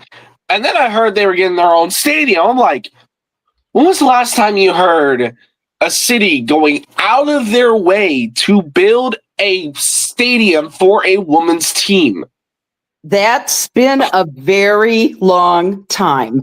And the last time I remember it was the all softball field at Chicago Bandit Stadium. That's the last one I remember. Which, by the way, right now, the Current are 6-0-2, leading the NWSL with 18 points. The Pride, who they play tonight at 7 p.m., are just behind them 5-1-2 with 16 points. But the only difference is that the Current have a goal differential of 12. Yes. How about that? It's I will say, I'm so glad that you are keeping such great tabs on Kansas City, first of all. And it's exciting. Did you hear this as well? That the Stars, I almost said Red Stars because I'm like really old, and it was last year, Allie. I know. It was last year. Yeah, they did. Well, you know, it's nice Stars forever. Listen, it's like our thing with the Commanders. They're always the Redskins to us, so the Chicago Stars will always be the Red Stars. Let's make that official right now. One of the things that they are considering is moving out of their soccer-specific stadium in Bridgeview, and which is both a good thing and a bad thing. One of the things that Evanston now reported is that they're exploring a move to the campus of Northwestern University using the same stadium that the football team is using because of the fact that they're having a brand new, incredibly spanking state-of-the-art. I was gonna say the only reason you go play at a college is because you're building a new stadium. Yeah.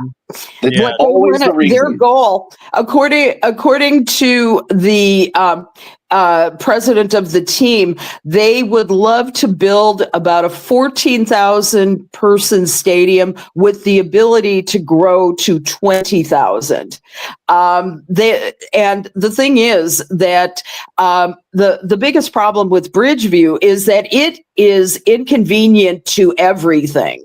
They have a bus stop right there, but I lived very near Bridgeview for over 10 years, and I can tell you, and my child can tell you, that transportation to that stadium, which was Toyota Park. Now, what is it? I can't.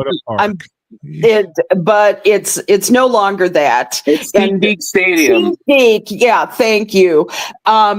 It has seen better days, I think, and the thing is, it's very hard to get people there, especially when the team is not winning.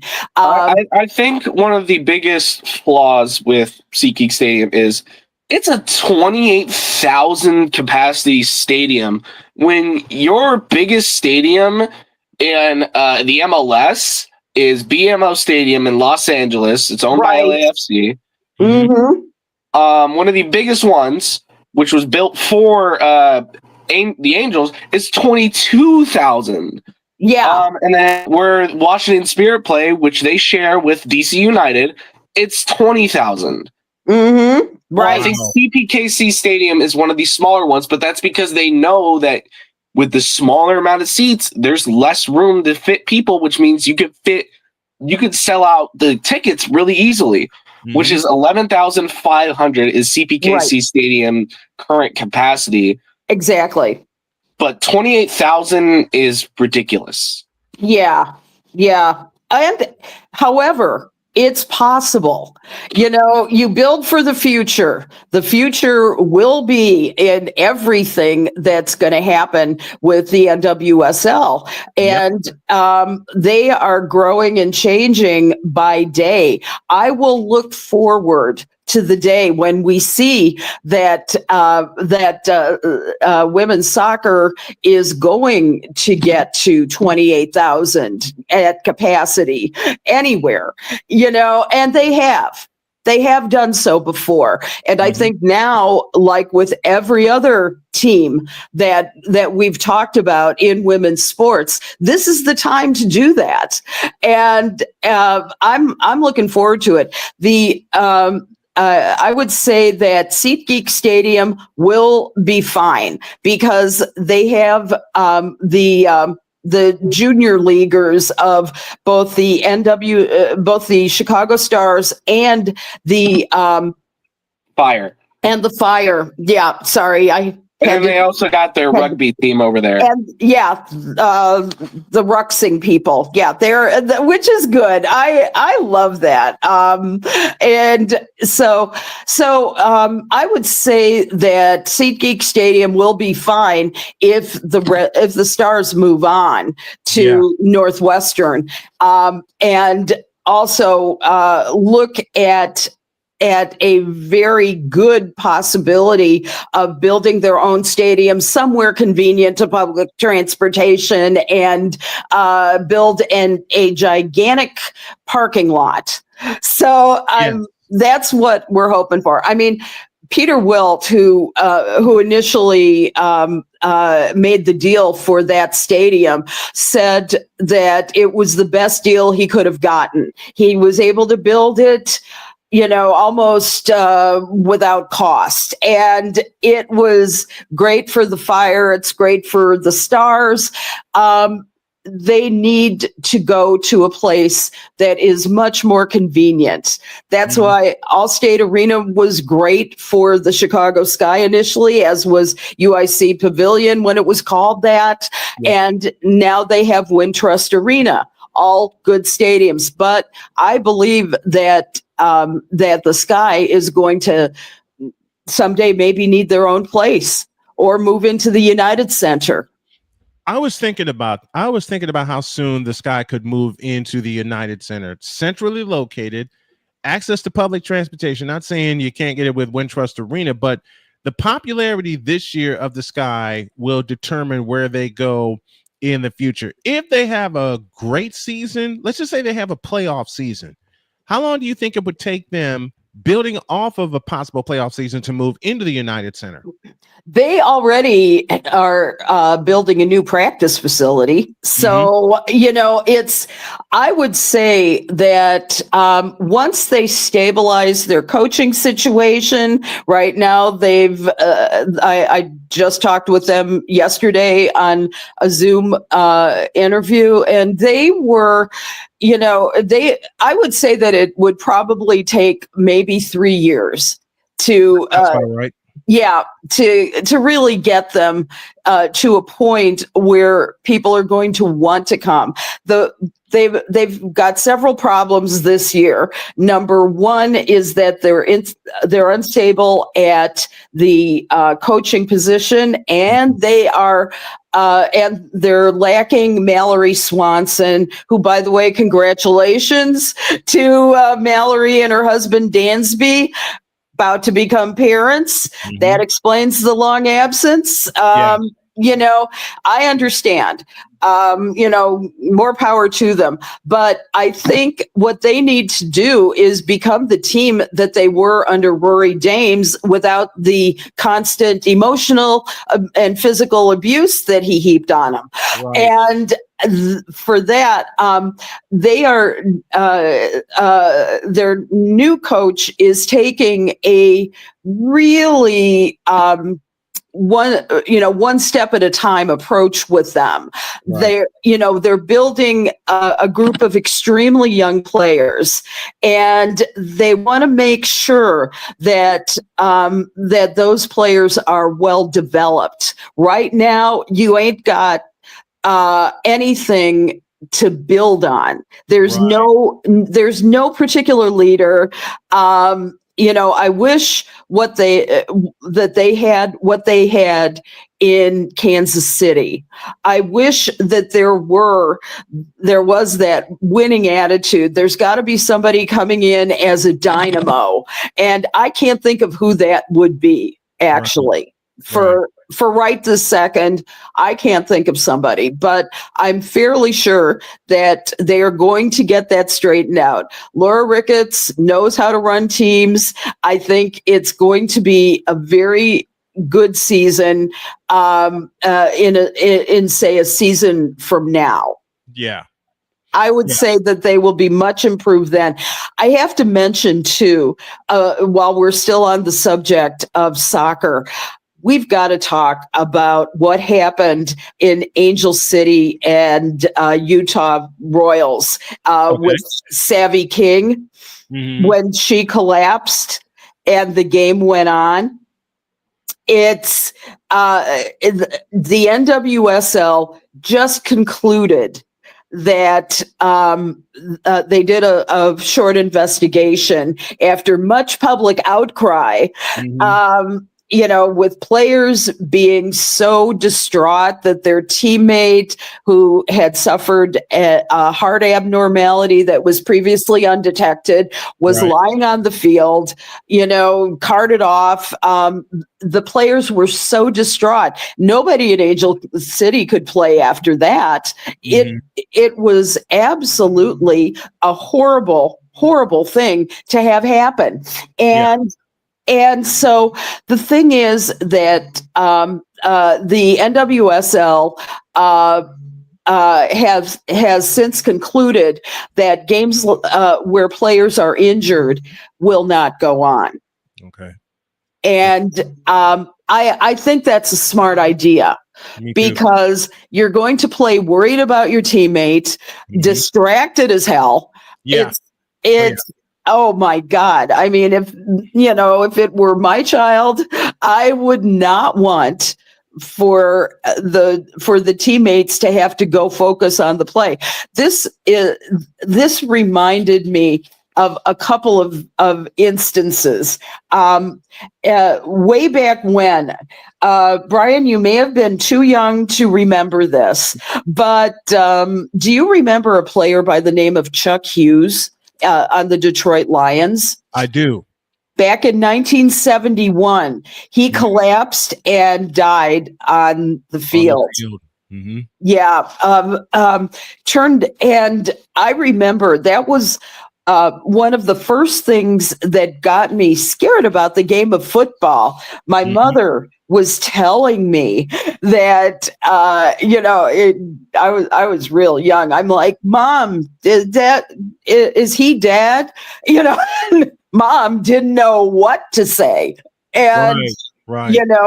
And the game went on there too. It turned out initially there were some ill reports about Dick Butkus hitting him hard in the chest. Mm-hmm.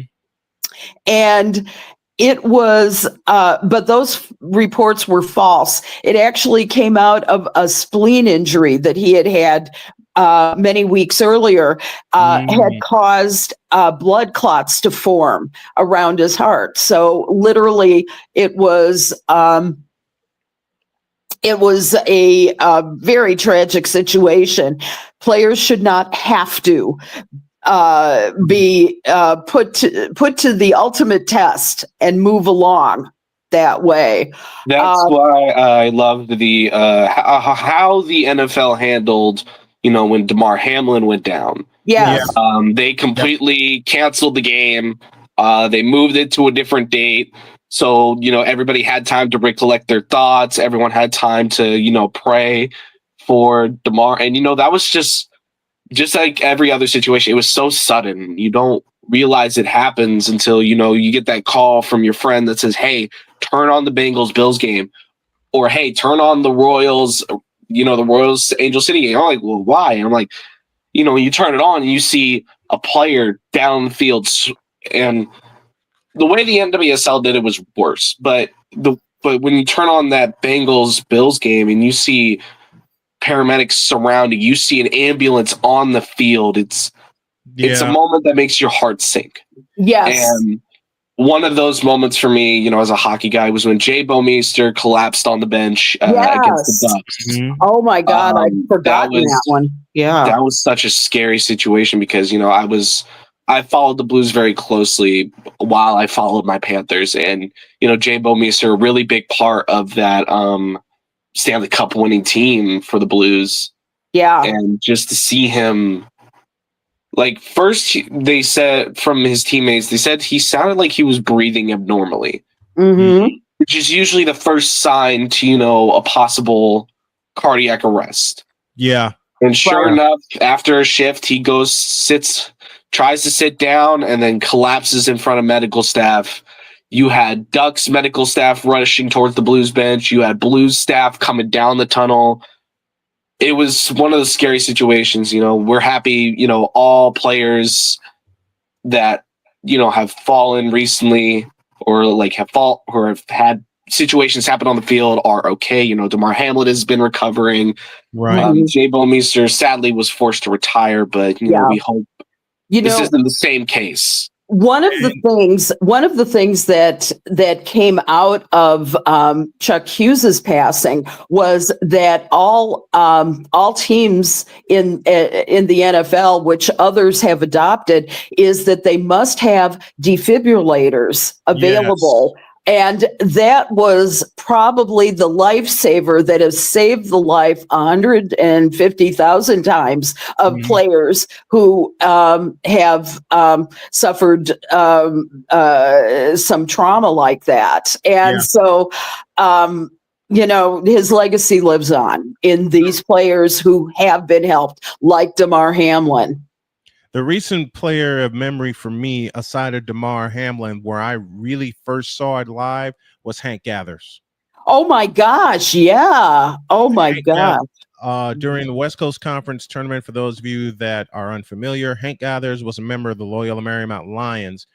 He and Bo Kimball and Jeff Fryer were the stars of that team. And during a tournament game, Gathers went up for a dunk and then all of a sudden collapsed. and he died on the court. It was in Los Angeles at Loyola Marymount's gym. They stopped the game. They took care of Gathers, who unfortunately passed away on the court.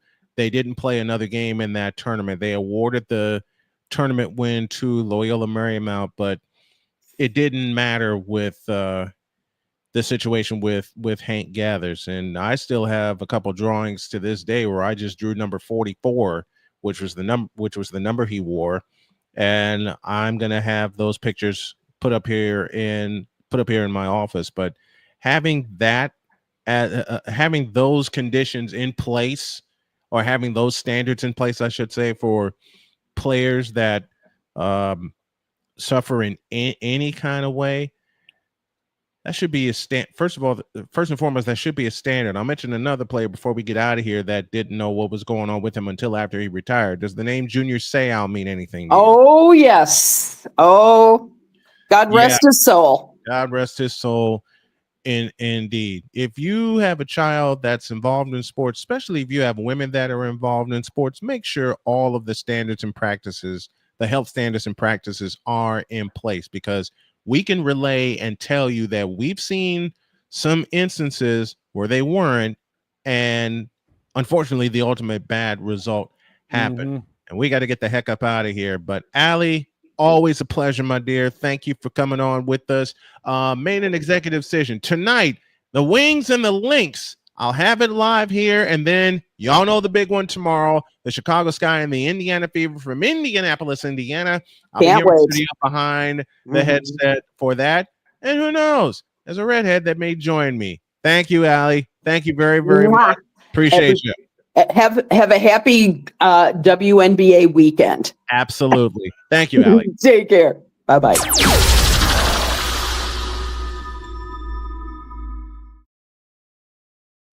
Please remind you once again, with any team that you're participating with, no matter what the level, you never know what kind of health concerns would come up or can come up. We've mentioned many examples here at the tail end of the show. Make sure whatever team your child signs up with, or you sign your child up with, that all of the health standards and practices are in place, and that you have some folks on standby just in case that protective fence breaks down, because it has broken down before. Again, I mentioned the example of Hank Gathers. They had everybody in place, but unfortunately something went undetected and it cost them.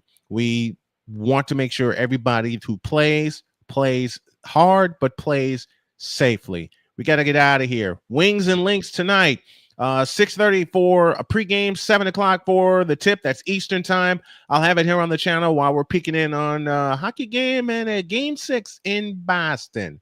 Have a great weekend. Celtics. Shut up.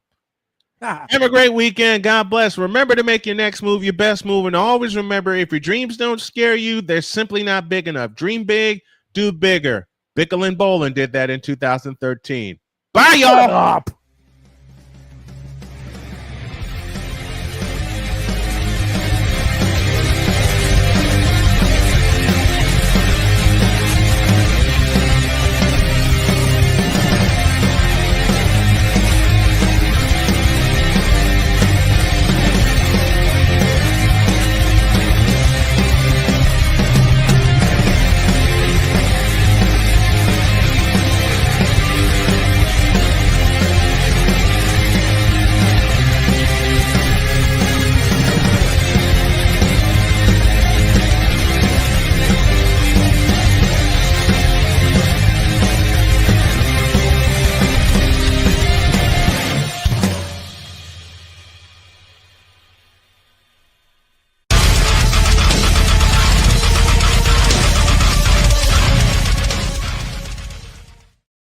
And as always, pumpernickel. You ass. Screw you, James Harden. Bye. See you Monday.